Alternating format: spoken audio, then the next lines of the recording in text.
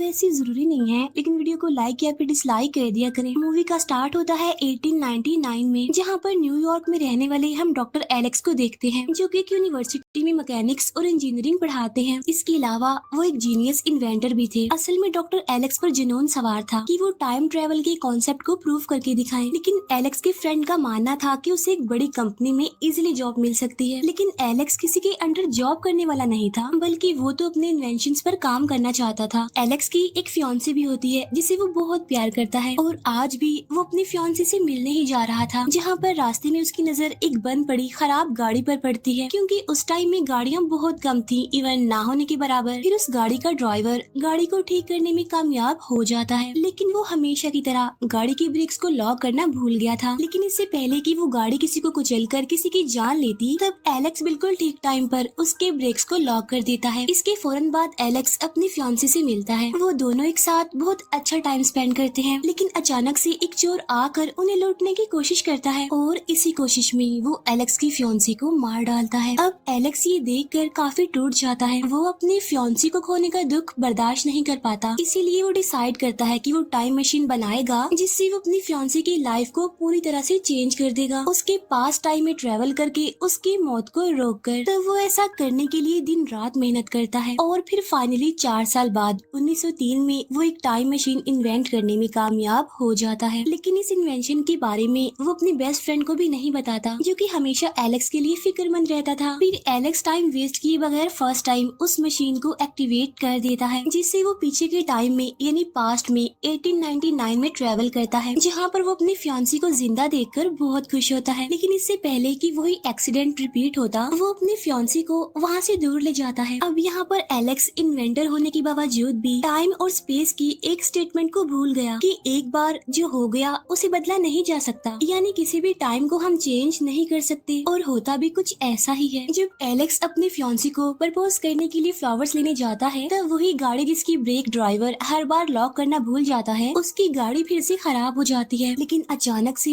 वो गाड़ी चल पड़ती है, और उस गाड़ी के नीचे आने की वजह से एलेक्स की फियांसी की मौत हो जाती है, जिससे एलेक्स एक बार फिर काफी दुखी हो जाता है। लेकिन फिर भी वो हार नहीं मानता, और इस टाइम वो फ्यूचर में जाने का सोचता है, इस उम्मीद में कि शायद फ्यूचर के लोग ये जानते हों कि पास्ट के टाइम को कैसे चेंज किया जाता है। इसीलिए वो 2030 में ट्रेवल करता है, जहाँ पर इंसान चांद पर जिंदगी गुजारने की तैयारी कर रहे हैं। इसके बाद एलेक्स वहाँ पर एक लाइब्रेरी जाता है मजीद टाइम ट्रेवल के बारे में समझने के लिए, जहाँ उसकी मुलाकात एक होलोग्राफिक एआई यानी आर्टिफिशियल इंटेलिजेंस लाइब्रेरियन से होती है, जहाँ पर एलेक्स उससे पूछता है कि पास्ट टाइम को कैसे चेंज किया जाता है, जिस पर वो लाइब्रेरियन बताता है कि अभी तक इस टाइम में टाइम ट्रेवल मशीन इन्वेंट नहीं की गई। तब ये सुनकर एलेक्स और ज्यादा डिसअपॉइंट हो जाता है, लेकिन स्टिल वो हार नहीं मानता। इसीलिए अब वो और भी आगे के टाइम में 7 साल बाद 2037 में ट्रेवल करता है, लेकिन इस टाइम में उसे जमीन पूरी तरह से डिस्ट्रॉय मिलती है। तब 2 सोल्जर से उसे पता चलता है कि माइनिंग की वजह से लूनर बहुत ज्यादा डिस्टर्ब हो गया, जिसकी वजह से चांद अब पूरी तरह से टूट रहा है, और चांद का मलबा टूटकर जमीन पर गिर रहा है, और अब चांद जमीन के इतने करीब आ चुका है कि वो किसी भी टाइम जमीन से टकरा सकता है। तो वो दोनों सोल्जर्स एलेक्स को रेस्क्यू करने की कोशिश में उसे अपने साथ ले जाने की कोशिश करते हैं, लेकिन एलेक्स उनसे बचते हुए अपनी टाइम मशीन की तरफ भागने लगता है।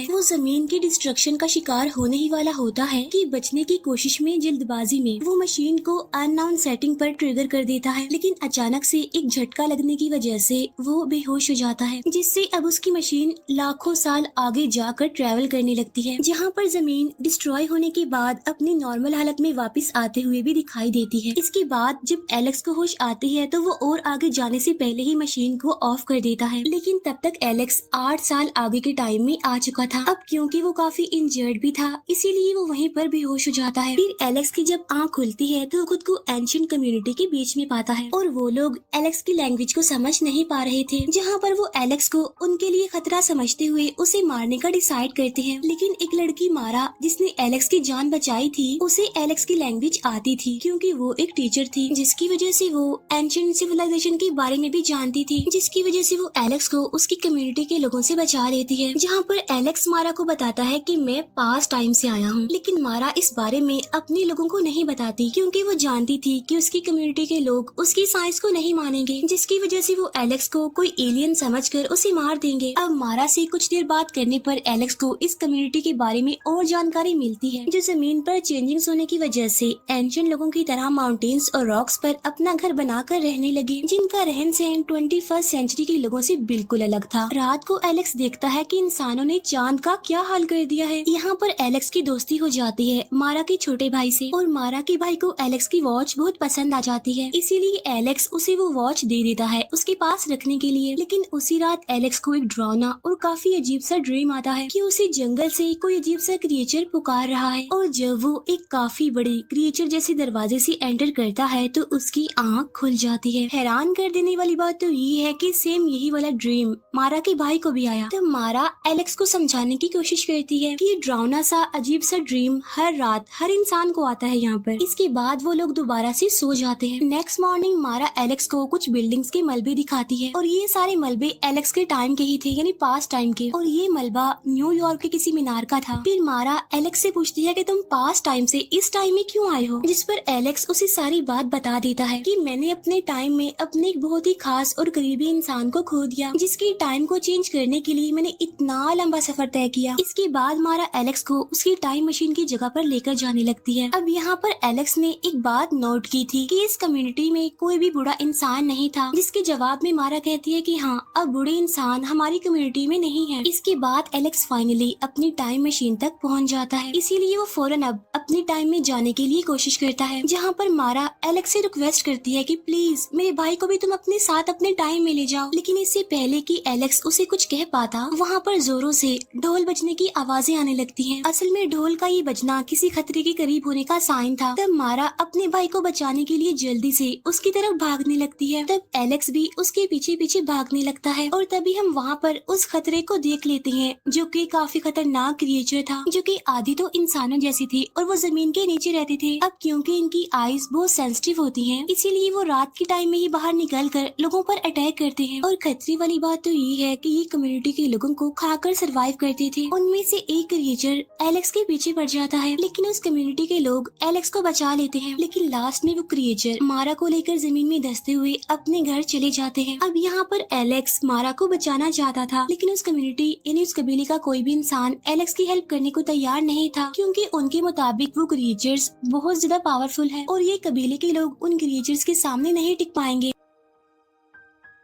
अब यहाँ पर एलेक्स मारा के भाई से प्रॉमिस करता है कि मैं तुम्हारी बहन को बचाकर जरूर लेकर आऊंगा, लेकिन इससे पहले मुझे उन क्रिएचर्स के बारे में जानना होगा, उन्हें समझना होगा। जिस पर मारा का भाई कहता है कि एक स्पिरिट ऐसी है जिसे उनके बारे में पता है। इसके बाद मारा का भाई एलेक्स को काफी दूर एक जगह पर लेकर आता है, जो कि कोई और जगह नहीं थी बल्कि न्यूयॉर्क की वही लाइब्रेरी थी, जहाँ उसकी मुलाकात उसी होलोग्राफिक लाइब्रेरियन से भी होती है, जिससे एलेक्स पहले भी मिल चुका था, यानी 2030 में। और ये लाइब्रेरियन इतने सालों बाद भी सरवाइव कर गया, इसीलिए मारा का भाई उसे कोई भूत समझ रहा था। एलेक्स उस लाइब्रेरियन से पूछता है कि इंसान के फ्यूचर में दो अलग अलग एवोल्यूशन कैसे हो सकते हैं। तो वो लाइब्रेरियन एलेक्स को कहता है कि जब जमीन डिस्ट्रॉय होने वाली थी, तब कुछ लोगों ने जमीन पर ही जिंदगी गुजारने का डिसाइड किया, जो कि कोई और नहीं बल्कि उसी कबीले के लोग हैं। लेकिन उनमें से कुछ ऐसे भी हैं जो डर की वजह से अंडरग्राउंड रहने लगे, और वो लाखों सालों से वहीं पर ही रह रहे हैं। इसीलिए लाखों साल की एवोल्यूशन की वजह से उनकी बॉडीज चेंज होने लगी। अब क्योंकि वो काफी सालों से अंडरग्राउंड ही रह रहे थे, इसीलिए वो सनलाइट को बर्दाश्त नहीं कर पाते। अब क्योंकि उनके पास खाने पीने का कोई सामान तो है नहीं, इसीलिए वो इस कबीले के लोगों को खाकर ही सरवाइव करते हैं। अब उन क्रिएचर्स के बारे में जानने के बाद अपने नाइटमेयर की मदद से उस क्रिएचर जैसे दरवाजे के पास पहुंचता है। इसके बाद वो अकेला ही उस खतरनाक सी केव में चला जाता है। अंदर जाने के बाद उसे बहुत सारी टनल्स अंदर नजर आती हैं, जिससे यहाँ पर एलेक्स समझ जाता है कि कैसे वो क्रिएचर्स जमीन के अंदर धंसते ही गायब हो जाते हैं, क्योंकि वो क्रिएचर्स इन्हीं टनल्स को यूज करते हुए कहीं से भी बाहर निकल सकते हैं। इसके बाद वो उसी खतरनाक जगह पर पहुंच जाता है, जहाँ पर वो क्रिएचर्स कबीले के लोगों को मार कर उन्हें खा लेते हैं। और तभी अचानक से एलेक्स भी एक तालाब में गिर जाता है, और वो तालाब हड्डियों से भरा होता है। लेकिन अनलकीली एलेक्स एक क्रिएचर के हाथ लग जाता है। आगे जाकर उसे मारा भी मिल जाती है, जो जिंदा थी लेकिन उसे कैद किया हुआ था। और मारा को देखकर ऐसा लग रहा था कि शायद उसे किसी ने हिप्नोटाइज कर लिया हो। इसके बाद एलेक्स आगे बढ़ता है और उसकी मुलाकात उन क्रिएचर्स के लीडर से होती है, जो दिखने में काफी खतरनाक लग रहा था। असल में ये उन क्रिएचर्स में से सबसे ज्यादा इंटेलिजेंट स्पीशीज है और ये वही था जो अभी तक सभी की नाइटमेयर्स में आता रहा था। फिर क्रिएचर्स का वो लीडर एलेक्स को बताता है कि हमारी स्पीशीज के बहुत सारे पार्ट्स हैं और हर एक का